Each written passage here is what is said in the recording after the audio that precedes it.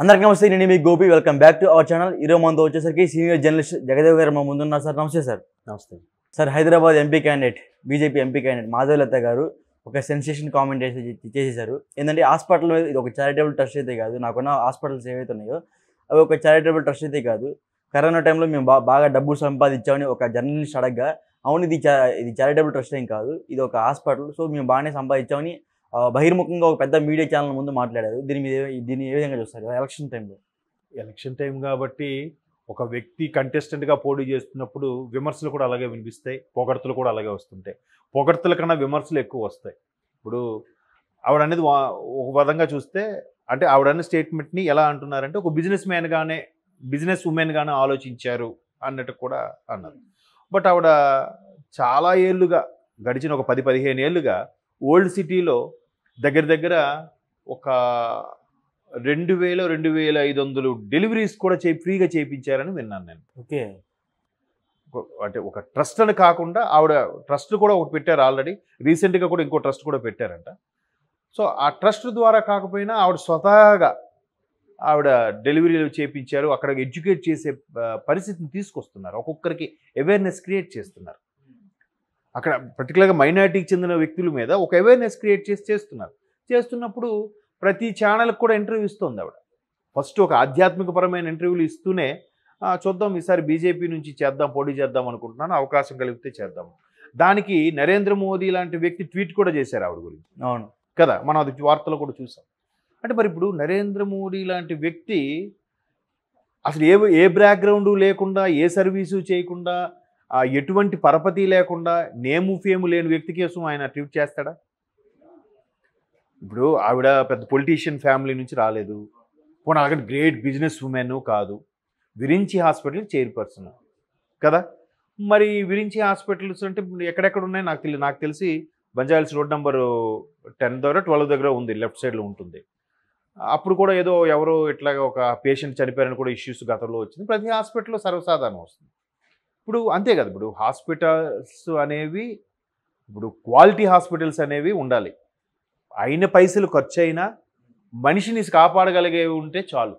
మరీ ఠాగూర్ సినిమాలో లాగా అంతగా చేస్తారని అయితే నేను అనుకోను. బట్ ఉన్నాయి, రూపాయికి 10 రూపాయలు దుబ్బేసేవి అయితే ఉన్నాయి, కాదనట్లేదు, అది వాస్తవం. ఎందుకంటే మేము కొన్నిసార్లు ఇన్సూరెన్స్ సెక్టార్లో కొన్ని చూసినప్పుడు కూడా చాలా వరకు ఏంటిది ఇంత బీభత్సంగా ఉందా అనిపించే క్లెయిమ్స్ కూడా నేను చూశాను కొన్ని. అంటే క్యాష్లెస్ ట్రీట్మెంట్ అయితే ఒకలాగా, రీఎంబర్స్మెంట్ ట్రీట్మెంట్ అయితే ఒకలాగా కూడా ఉంటున్నాయి. వాడు ఫస్ట్ ఎలాగానే మీకు ఇన్సూరెన్స్ ఉందని అడుగుతారు. ఇన్సూరెన్స్ ఉంటే వెంటనే రూపాయి 10 రూపాయలు. మళ్ళీ అక్కడ కూడా ఎలా ఉంటాయి తెలుసా మీకు, ప్రొపోర్షనేట్గా రేట్లు పెరిగిపోతుంటాయి. కానీ హాస్పిటల్స్ సర్వసాధారణం అయిపోయింది. ఇప్పుడు చిన్న ఎగ్జాంపుల్ చెప్తాను. కేసీఆర్ గారు 10 ఏళ్ళు ముఖ్యమంత్రిగా ఉన్నారు. 10 ఏళ్ళు ముఖ్యమంత్రిగా ఉన్నప్పుడు ఆయన మా తెలంగాణ కావాలని దక్కించుకున్న వ్యక్తి, తెలంగాణ ఎంతో డెవలప్ చేసిన వ్యక్తి, మరి గవర్నమెంట్ హాస్పిటల్స్ డెవలప్ చేశారా చేయలేదా విషయం పక్కన పెడితే, మరి ఆయనకి ప్రాబ్లం వచ్చి తుంటి ఆపరేషన్ అయినప్పుడు ఒక ప్రైవేట్ హాస్పిటల్లో కదా సర్జరీ చేసుకున్నారు. మరి గవర్నమెంట్ హాస్పిటల్లో ఆయన 10 ఏళ్ళు పరిపాలించిన తెలంగాణని బంగారు తెలంగాణ చేసే కేసీఆర్ గారు మరి గవర్నమెంట్ హాస్పిటల్కి ఎందుకు ట్రీట్మెంట్ చేసుకోలేదు? పోనీ ఆయన డాక్టర్ అక్కడే ఉన్నారనుకుందాం, ఆ డాక్టర్ పిలిపిస్తే ఆయన రారా? గవర్నమెంట్ హాస్పిటల్కి వచ్చి అదే ఎక్విప్మెంట్తో మాకు ఎక్కడ సర్జరీ చేయండి అంటే ఆ డాక్టర్ రారా? ఆయన ఎంత సీనియర్ డాక్టర్ అయినా వస్తారా రారా? ఫ్యామిలీ డాక్టర్ కాబట్టి వస్తారు. మరి ఎందుకు ప్రైవేట్ హాస్పిటల్కి వెళ్ళారు ఆయన? బికాజ్ ఆఫ్ ప్రైవేట్ హాస్పిటల్లో ఒక మెయింటెనెన్స్ ఉంటుందనో, నీట్నెస్ అనో, ఒక అడ్మినిస్ట్రేషన్ బాగుంటుందనో, లేదంటే అక్కడ డాక్టర్స్ కేర్ బాగుంటుందనో, వాట్ ఎవర్ ఇట్ మే, ఒక ఇది ఉండదు. అలాగే హాస్పిటల్స్ అనేవి కూడా ఇప్పుడు ఆవిడ అన్ని దాంట్లో తప్పు పట్టలేము. ఇప్పుడు బిజినెస్సే, ఇదే.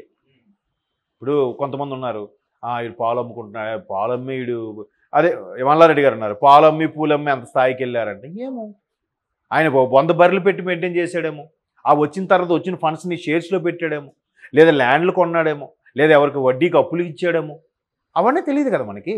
ఎలాగో డెవలప్ అయ్యాడు. అయిన తర్వాత ఎప్పుడైతే పొలిటికల్గా ఎంట్రీ ఇచ్చాడో ఇంకాస్త కాలేజీలు పెంచుకొని యూనివర్సిటీ స్థాయికి చేసుకున్నాడు.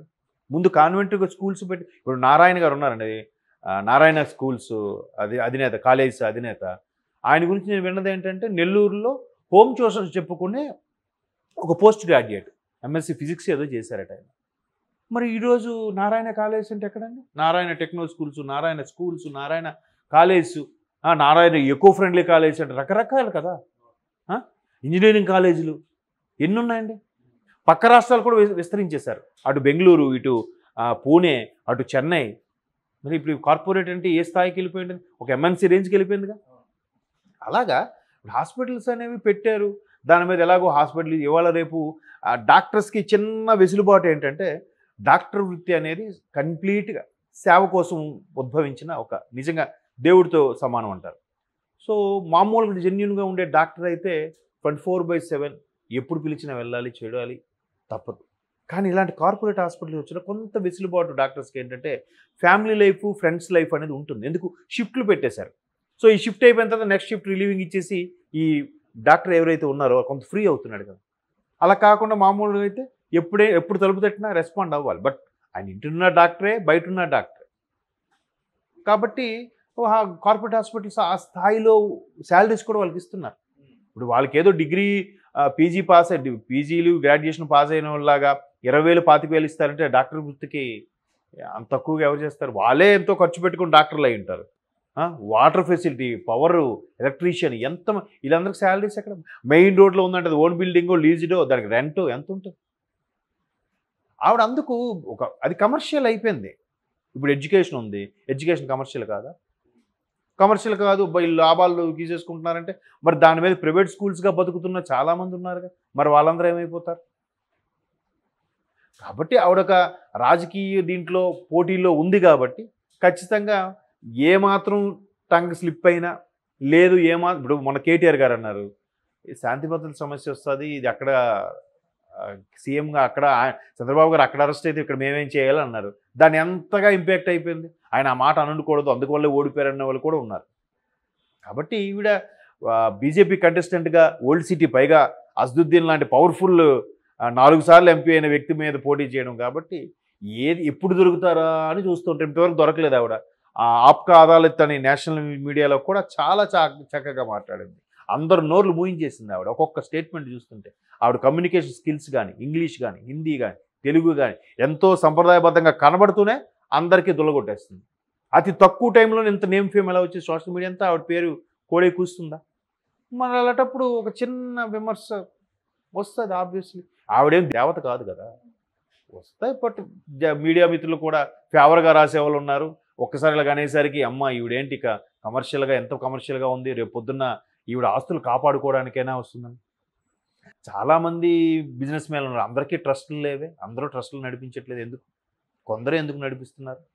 మిగతా బిజినెస్ మ్యాన్లకి ఇప్పుడు చాలామంది చెప్పేది ఏంటంటే ఆవిడ పొలిటీషియన్ అయిపోయిన తర్వాత ఆస్తులు కాపాడుకోవడానికి ట్రస్టుల రూపంలో ఆవిడ కాపాడుకోవడానికి ఇలా పెట్టారనుకుంటున్నారు. మిగతా వారికి ఆ తెలివితేటలు లేవా? మిగతా వాళ్ళు కూడా ట్రస్టులు పెట్టి ఆ బ్లాక్ అంతా వైట్ చేసుకోవచ్చు కదా, మిగతా వాళ్ళు ఎందుకు పెట్టలేకపోతున్నారు? సో ఎంతో కొంత సర్వీస్ చేస్తున్నారు కాబట్టి పెడుతున్నారేమో. ఓ 20% సర్వీస్ చేసినా హ్యాపీయే కదబ్బా. అవును. మరి ఆ ట్రస్ట్ దగ్గర కూడా కొంతమంది పనిచేసే వాళ్ళు ఉంటారు, మరి వాళ్ళకి జీతాలు ఇవ్వాలా? మరి అప్పుడు ఆ రూపంలో డబ్బులు తీసుకుంటే తప్ప? సో ఇలాంటి విమర్శలు ఎన్నికల ముందు కాబట్టి సర్వసాధారణం. Okay sir, thank you sir.